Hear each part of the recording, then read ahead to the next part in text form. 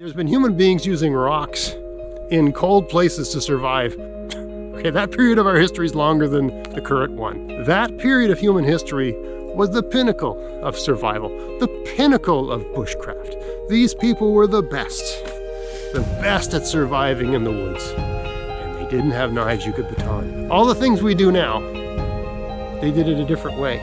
These are the best survivalists that ever lived. They didn't have any of the things we have today, and they got by.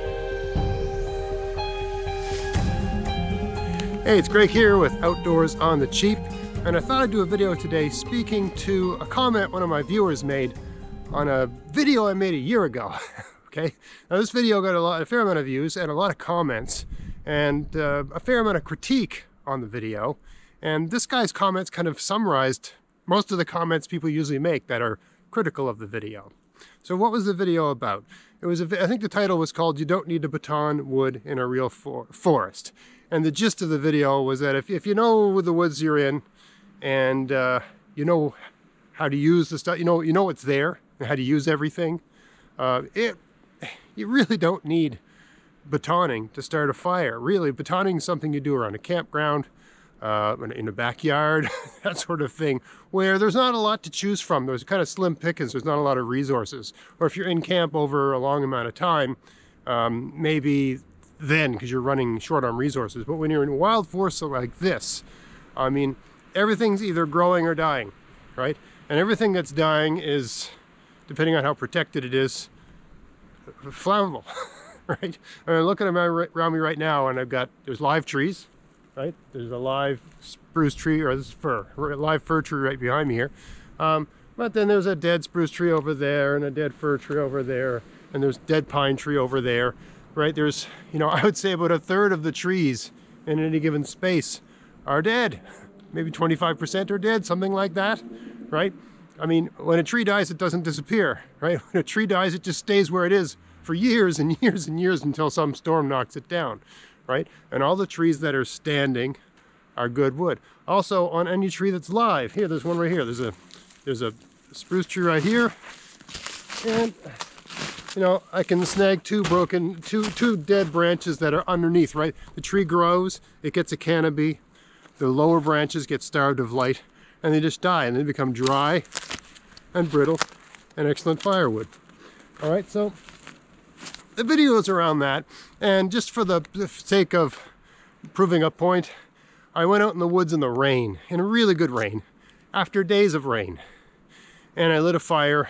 I put myself in the worst situation possible, because where I live, most of the woods, you don't have to go too far to find birch bark. I can look, there's no birch trees behind me, but there's one beside me and there's a few in front of me. And if you know anything about birch bark, it's the greatest fire starting material ever. It's excellent tinder, it's excellent kindling, takes a spark, lights when you count to 1, 2, 3, 1, 2, 3, 4, 5, that sort of thing. Excellent kindling, excellent tinder. And it works when it burns when it's wet. It's just great stuff. But in this video, I pretended like there was no birch bark to be found. So I put myself, and everything's soaked in raining. And I still lit a fire without batoning anything, because it's unnecessary if you know the woods. I mean, I'm not saying if you're buying a knife, it shouldn't have the capacity to be batoned. It's just the idea that the whole purpose of the knife is this heavy batoning, constant batoning. That's all you're going to be doing with it. You're going to be in a survival situation, you're batoning and you're batoning and batoning, that sort of thing, right? So it has to be strong enough to handle that. That's just ridiculous. At least that was the point I was kind of trying to make in the video. So, this guy's comments, and I'm not beating up on this person, okay? I'm speaking to the argument, not the man. All right, just so there's nothing personal here, okay? I'm just speaking to the argument. And I wrote a lengthy response, but I thought, it's worth a video, because so many people make similar points, and it's a lot of work speaking to all of them. They're all fair points from a certain point of view, but then I think when you think it through, they're not great points, right? They make sense in a certain way, but in another way they don't make any sense at all, sort of thing. Okay, so I'm speaking to the argument, not the man, okay? A lot of people have trouble with being argued with in our society today. If someone argues with you and you criticize them as a person as opposed to speaking to their argument, and vice versa. That's what I'm doing here. I'm sure this guy's a great guy. I'm speaking to the argument, not the man, okay? All right, so number 1 says, if it's raining and you can't, this is pretty much verbatim, I just wrote it down on a piece of paper. I'll put the words up on the screen.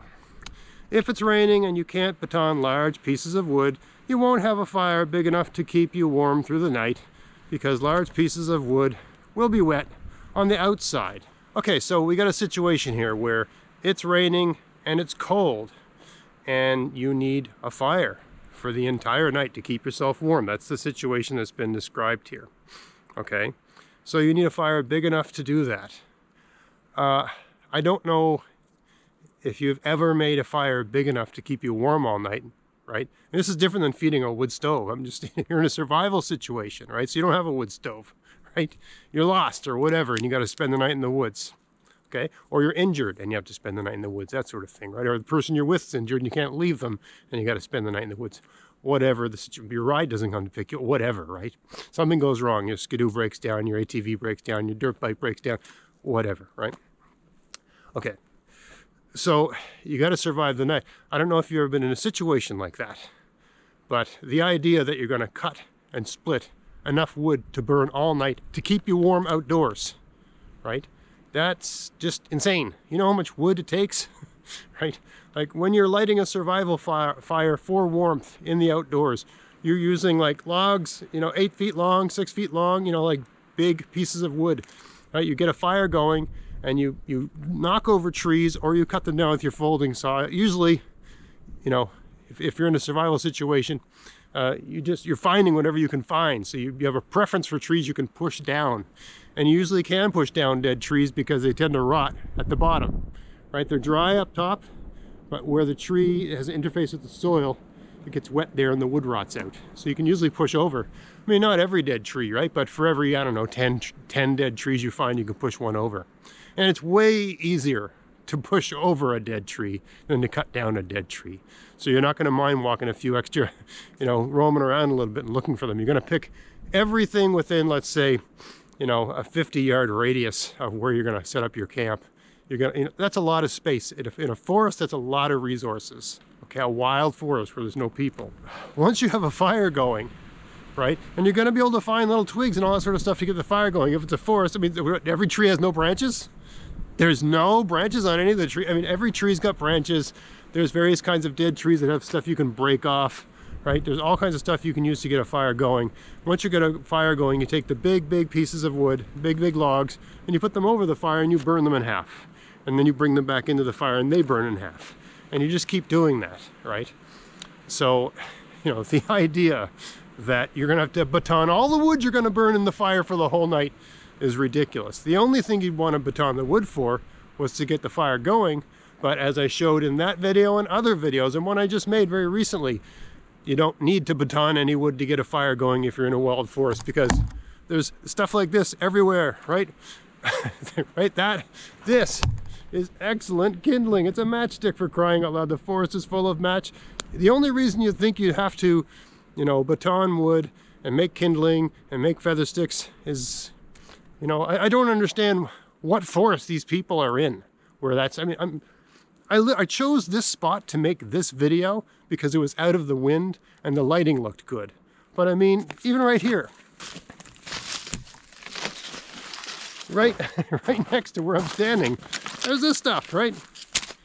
I mean, there's dry wood everywhere, even where I'm standing, where I chose to make this video. Okay, now to speak to the other point that was made in that bullet, the large pieces of wood will be wet on the outside.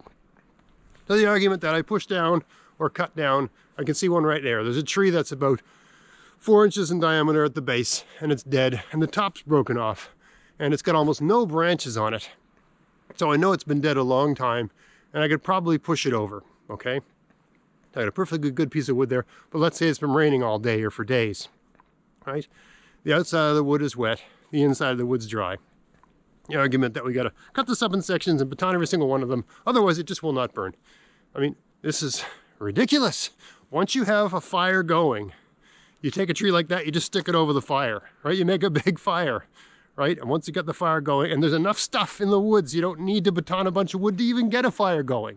And once you've got the fire going, a big tree like that, you put it over the fire, all that moisture that's absorbed into, let's say, the first 1/8 of an inch or 3/16 of an inch of the outside of the wood, it's just gonna steam off, right? The fire has heat, the fire has energy. What does water do when you heat it? It boils and it evaporates and it goes away, right? That's why the fire is always hissing, right? That's steam coming out, mostly, right? Okay, so that's the first point. The idea that you have to baton all the wood you're gonna burn all night is ridiculous. That's just not gonna happen. The idea that you need to baton any wood to get a fire going, you know, you'd have to be in an amazing situation for that to be the case. If you're in a wild forest, and the video was batoning's not needed in a real forest or a wild forest. In a wild forest, there is dead stuff everywhere, and it would just be ridiculous to take the time to baton stuff when you can just snap off twigs and use them, right? They're everywhere, right? So you're putting your knife at risk and you're actually using extra energy. These things are just there to be, you know, they're like literally low-hanging fruit. Well, metaphorically low-hanging fruit, okay? All right, so there's that point. I think I put that one to rest. Also in the video, that very video, I made a fire in the rain, right? So anyway, and I put myself in a weird situation where I didn't have like ideal materials. Whereas, you know, most of the time, no matter how rainy it is, you can find a birch tree somewhere, you make a big ball of birch bark, you get that going, you start throwing stuff on it.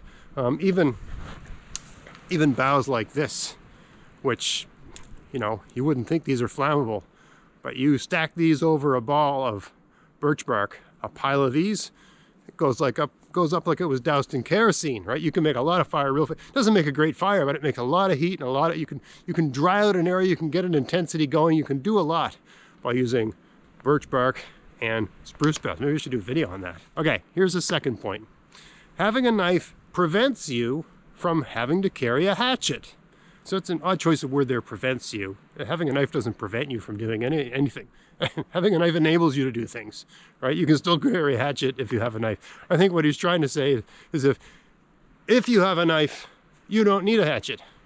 Or like a knife is an alternative to a hatchet. Hey, I'm going up in the woods. High chance I'm gonna need fire all night long. I could bring a knife or a hatchet. I guess I'll bring a knife because it's the same thing, okay? And I suppose I've heard people make the argument if the knife's big enough and beefy enough, it's virtually equivalent to a hatchet. No, it isn't, okay?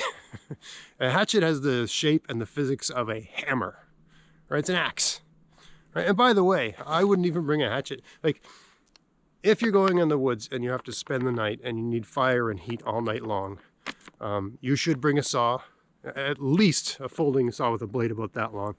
And you should bring an axe, not a hatchet, an axe.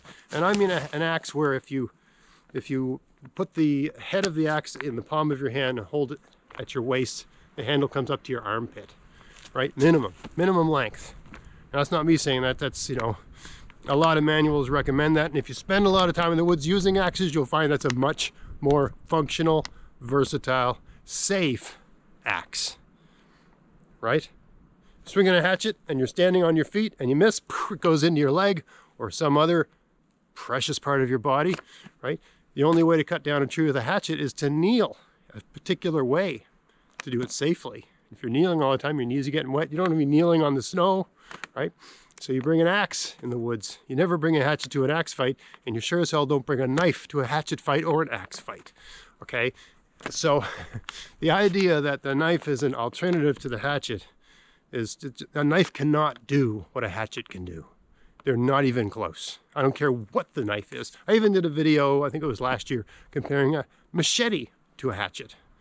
And I mean, you give me a $12 hatchet, and I've done videos on this. You just take the hatchet, you remove the handle, and you give it a longer handle, okay?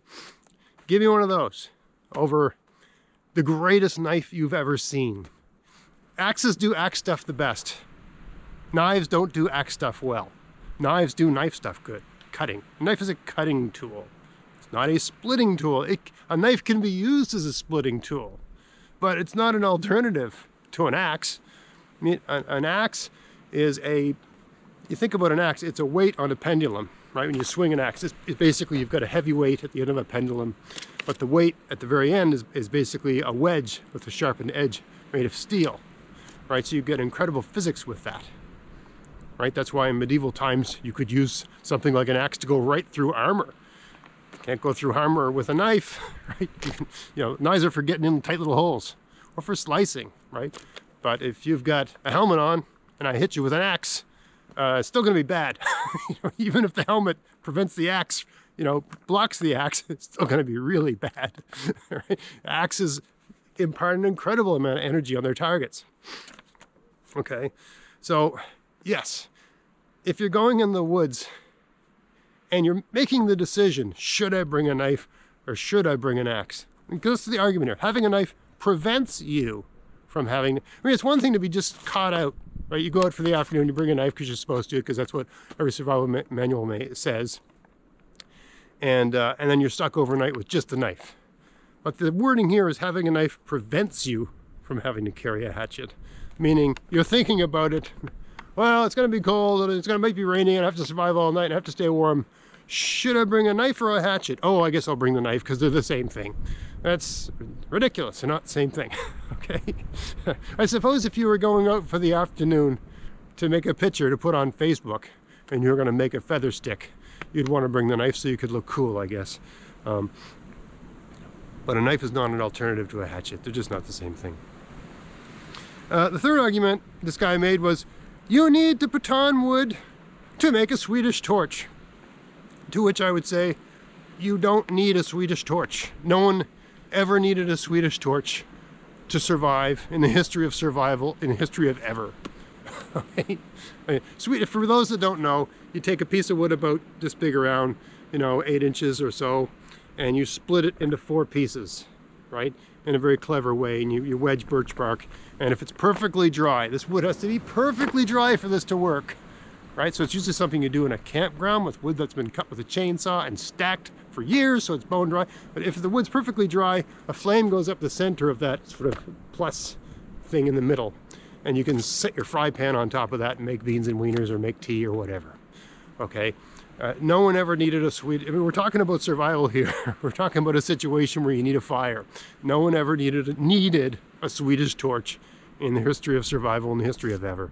Swedish torch is just a cool thing to have, right? But you need perfectly dry hardwood to make, usually hardwood, to make a Swedish torch. And by the way, there is a way to make a Swedish torch without splitting a piece of wood. You can just use you still need a saw, right, to cut the wood up. But if you've got the right number of pieces of wood and you bundle them together and there's enough spaces in between them and you set it up properly, you can actually make a Swedish torch just with logs that have not been split. There's a way to do it. If you've got just the right wood and it's just dry enough and they're spaced properly, I guess that would make a good topic for a video sometime as well. But again, this is a parlor trick. This is something you do around a campfire to impress people, because the Swedish torch looks really cool at night when the sun's down and you got this cool flame shooting out the middle and you look like some sort of forest wizard. But that's really the purpose of it, to make you look cool. It's not, like this is the only way we can have fire. We must make a Swedish torch or we're done for. That's ridiculous. So number two as well, like, I don't know if you need a baton. I mean, usually a Swedish torch, it's a fairly substantial piece of wood. With most batoning, the knife has to be longer than the piece of wood you're trying to split. So you'd need a very long knife. Like, I always think of a Swedish torch as something you make with like an 8-inch or 10-inch piece of wood. So you'd have to have a knife with a blade longer than that, which is fine, I guess. But in my experience, the ideal blade length is about the width of your palm of your hand, right? 4 fingers. 4-finger blade, sort of good for all the knifey things. Not so good for stabbing and fighting and that sort of thing, but that's not, I've never been in a situation like that. Okay, so you're gonna have a hard time splitting that big piece of wood that's been perfectly cut at both ends and it's bone dry that you just happen to find in the woods. I know where you're gonna find that, okay? You're probably gonna have to split that piece of wood using a wedge, right? You find a check mark in the wood and use a couple wedges and you tap them with a baton, because wedges are really good at splitting things, right? Even better than, basically a knife splits things, so it's kind of like a wedge, but it's not much of a wedge. A wedge is a better wedge than a knife, because it goes like this, okay? So, You don't need a baton and knife to make a Swedish torch. You can use a wedge, does a better job. It's faster, it's more efficient, and you don't need a Swedish torch for anything, okay? They're just cool. Final comment. You need to baton wood to process wood inside a shelter. So I don't know what kind of shelter you're in where you're batoning wood inside the shelter. I guess it must be a shelter where you've got a wood stove. You're sitting beside the wood stove, batoning up wood to put into the wood stove. That's really not a survival situation. But these are all things that can be done outside the shelter, right? And by the way, if you have an axe or a hatchet, you can baton that. I don't care if the axe is this long. You can just set the head of the axe on your piece of wood and hit it with a baton. And you probably find that the axe does a better job at splitting the wood when baton than a knife. Because it's a wedge, okay? So I've never been in a shelter where I needed to baton wood. If I'm in a survival situation or a very rough, rugged camping situation where I'm under a lean-to and I got a fire about a pace in front of the lean-to, right? So I'm under the lean-to, the fire's over here, and anything I need to do to the wood I can still do under the lean-to. I got space between me and the fire to do things. Right? You're also just getting up all the time, right? But I've got space to do all that sort of stuff. I mean, if the shelter is so small, again, I explained that you can baton an axe, but let's say the shelter is so small you can't swing an axe. Why are you having a fire inside of this thing? It's going to burn down. Like if it's, what are you, laying on your belly and you only got like a little, you know, is this a coal mine or something? Like if the shelter is so small that you can't operate an axe, you should not have a fire inside that shelter. It is not safe, okay? That speaks to that person's comments. And one final point. I mean, the argument about the knife, and the knife needs to be baton, this is an essential survival thing, and so on and so forth. We've only had knives for a short amount of time as human beings, right? When Europeans made first contact with the indigenous people in North America, those people didn't have knives. They had something like a knife using, you know, flint, right, napped rock, you know, a kind of rock with a sharp edge. But they weren't batoning that, right? Right? Human beings have only, and the industrial age was very recent. The Iron Age is, if you look at the scope of human history, right, the Iron Age is relatively recent, and steel came much later than the Iron Age. Right? Before that we had the Bronze Age, and then before that we had copper. Before that we had rocks. And there's been human beings using rocks in cold places to survive. Okay, that period of our history is longer than the current one. Right? The last few hundred years, we've got all these amazing materials. Okay? That period of human history was the pinnacle of survival, the pinnacle of bushcraft. These people were the best at surviving in the woods. And they didn't have knives you could baton. They didn't even have knives. Like when they had a knife, what they would have called a knife was just a cutting tool, right? It was a cutting tool. They had a fine cutting tool. And they would have had a larger thing like a hand axe, more of a, you know, heavy, you know, bashing, splitting, heavier tool like that, right? But they didn't even have it on a handle for, I don't know when they got into that technology. But these things would not work like modern tools at all, right? They were finding wood, they were processing wood, they were using fire to process the wood, putting the log across the fire, using the fire to cut the log in half. Why waste the energy? All the things we do now, they did it a different way. This was the pinnacle of human survival. These are the best survivalists that ever lived. They didn't have any of the things we have today, and they got by. You know, find me a 10-year-old child from that period in time. Pre-industrial, pre-Neolithic revolution human being from a northern part of the world. Find me a 10-year-old child. They probably had better survival skills than, take your pick, whoever you want to mention, right? Bear Grylls, Ray Mears, Dave Canterbury, whoever you want to list. You know, these are names that come to mind, but there's others, right? Find me a 10-year-old child from 12, 13,000 years ago. Probably better skill set, probably better knowledge of the ecology, better knowledge of what to do. because that was their whole life, right? They weren't going to school learning about history or geometry or anything like that. They're learning about survival. That was their school of life. Okay, so circling back to my larger point, right? If you invest your energy, your intellectual energy, into understanding the ecology of the forest where you spend your time, right? That is a more valuable thing to take into the woods than a $500 indestructible knife that looks cool, right? All I've ever used is these sort of Mora type knives. This is a different one. This is, what's it called? A BPS knife, but it's basically like a Mora companion knockoff, but it's full tang and about 30 bucks. But all I've ever used is knives like this, and Mora knives, Mora companion or Mora basic, that sort of thing. Because they're excellent knives for knife things, right? And if you go in the woods and you think you're going to need a fire and you want to play it safe, you should bring a good saw. I never go in the woods without some sort of folding saw, just in case. But if I come out today with the expressed goal of spending the night in the woods, I would have brought a good axe as well. Because you're crazy to go somewhere where you need fire all night without an axe. All right, so I hope this video makes sense. I hope I've been coherent in my arguments here and speaking to the arguments of this person. Again, it's not personal, just speaking to these arguments about batoning. And I mean, some people make the argument, you know, what's the problem if people want to baton? The title of the video was not, you are not allowed to baton, no one should ever do it. That wasn't the title of the video. What I said was, you don't need to in a wild forest. That was the title. That was the argument. You don't need to in a wild forest. And you don't need an expensive knife.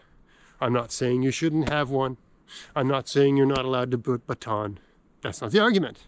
The argument was you don't need to, right? Because I think there's an implicit message in these knife reviews that you do need to. So I'm trying to counteract that message. You don't need a high-end, high-cost, indestructible knife to go in the woods and be safe in the woods. Okay? You need a pretty good knife, and you need to know how to use it. Knowing how to use it's way more important than the properties of the knife and whatever steel it's made of. Knowing how to use it, right? Just like those children from 13,000 years ago, right? They didn't even have knives. They had sharp rocks, right? Flint napping, right? So knowing how to use it's more important. Knowing how to use it, and also having the foresight to have a plan B, right? You know, this is a folding knife, right? It's a good one, okay? So, sure, you can spend $200, $300, $400 on an indestructible knife. But for less than that, right, you can have a good knife that's very good at knifey things. You can have a saw. And you can have a backup folding knife that's also a saw. Because this knife has a saw, it's got a screwdriver, it's got a can opener, you know, it's got some other things, right? It's more than a knife. It's a backup. If this one does break, I still have a knife. And this has got a good 4-inch blade. Same length blade as my main knife, right? My backup knife does all the things my main knife does and more, because it's a backup for my saw too and backup for other things. So anyway, that's my rebuttal. Okay, I hope it all made sense. Also, I hope the person that made the comment doesn't take any of this personally. I'm speaking to the argument, not the man. Okay, and viewers, please don't go look for that comment and argue with that person or whatever. Just you know, whatever, right? We're talking here, right? We're figuring things out. And I'm bringing my experience to the table, and everybody else's too. If you disagree with anything, if you got a great counter argument or some other argument you want to make, put it in the comments of this video and I'll make another video speaking to that. Or maybe I'll say, hey, you know what? You're right. Okay, so I hope you found this video interesting. If you did, please like, share, subscribe. And until next time, enjoy the outdoors on the cheap. Thanks for watching.